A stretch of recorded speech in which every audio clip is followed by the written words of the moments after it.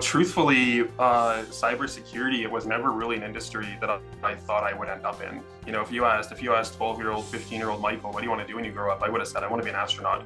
I want to go to Mars. Like that was my ambitions. And then I bought a computer with some money over high school, like years and years ago. It's over high school summer job, and I realized immediately, no, this is what I want to do. Like this is really neat. This is interesting. I love this thing. It's cool. What I wanted to know about was how did it work. We just hired a sixth full-time analyst, and that was literally one of our interview questions was, what role does information security play in an organization? And then our follow-up question was, why do you want to be on that team and be part of that? So the answer that I would give is, I can give you like the purely technical security answer. We're responsible for the confidentiality, availability, and integrity, of university systems. But what does that really mean? And at the end of the day, really, we're responsible for ensuring that information is only accessed by those that are authorized, to access it. We're responsible for ensuring that information, when it is accessed, it's true to what it should be. It hasn't been tampered with or modified inadvertently or maliciously. And we're responsible for ensuring that when that information needs to be accessed, it can be accessed. It's not offline or there's no outage or something. So at a very, very high level, that's the role that we're playing. What's really neat about it is seeing the trends in the last probably 5 or 6 years of security becoming a business issue, not just a technology issue, right? So when I started here or in this role 6 years ago, security was, something that the security team did. In fact, I was told that on a day-to-day basis. Oh, that's a security thing, Michael, that's your team's job. And it was like, well, then give us access to your systems and we'll go do the security. And they were like, oh, we can't do that. And I was like, so exactly, so security over the years, it's something that everybody plays a role in. It's something that we're all responsible for, but it's become a business issue.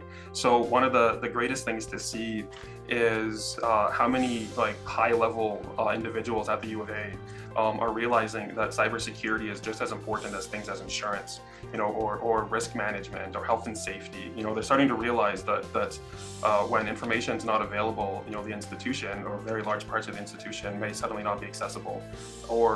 So if we can't, meet our needs of teaching, learning, and research, we've got some problems. So it's good to see cybersecurity at a very high level being given the attention that it deserves. The neatest thing is, even if I think back 6-7 years ago, there weren't people getting into security. It was like people didn't really know it was a thing. They knew that IT was a job. They knew that computers were a thing. They considered it. And then they would get an IT job and they'd realize, oh, wait a minute, there's a security subcomponent of this. Well, that's cool. But in the last number of years, the amount of courses that have been developed, the amount of opportunities at post-secondary that have been developed are fascinating. There are more and more students coming directly to high school now who are saying, I've decided I want to do cybersecurity. And that's fantastic to see. One of the challenges that they're encountering is that there's very few, if any, opportunities directly out of high school in order to just start doing cybersecurity. Usually you have to have some degree of foundational understanding of some technologies. You can't just go directly into cybersec. You need to know a little bit about servers, a little bit about networking, a little bit of a broad range of technology concepts, and then from there you can build on cybersecurity. So what I tell them, in many cases is great. I'm glad that you already found cybersecurity.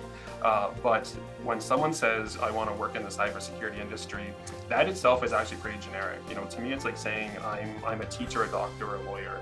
It gives a person a general idea of what you want to do, but there's so many areas of specialization that in the same way that you could have 5 doctors in a room, all of which are, treating completely different things. You could have 5 cybersecurity professionals in a room, all of which are doing completely different things. And so while they definitely have, the same common ground and understanding, there's a good chance many of them specialize. So that's the advice that I tend to give students.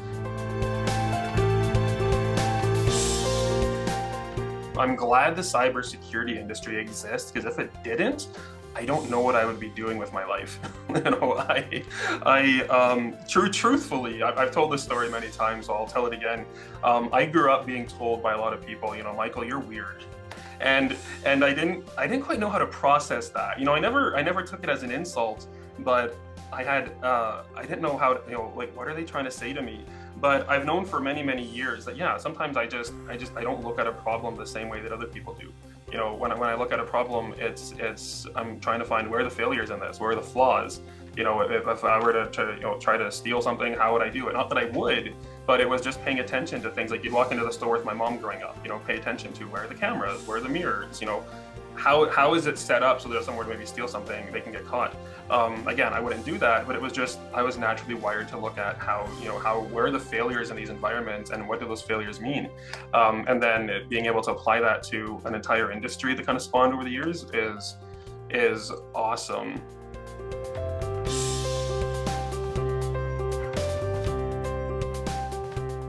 Yeah, being named one of the top 10 under 40 in Canada it's a great honor. It's a great honor. I started going kind of back in time, and kind of learned about what the award meant and who had received it in the past, and it was great to be nominated for cybersecurity. Even seeing Canadian Security Magazine start including cybersecurity in a lot of its topics, that's fascinating to me. Being named one of the top 10 under 40 by Security Magazine was a big surprise, to the point I didn't actually believe it. And then it took a few days to kind of settle in, and it was like, oh, this is awesome. So yeah, thank you.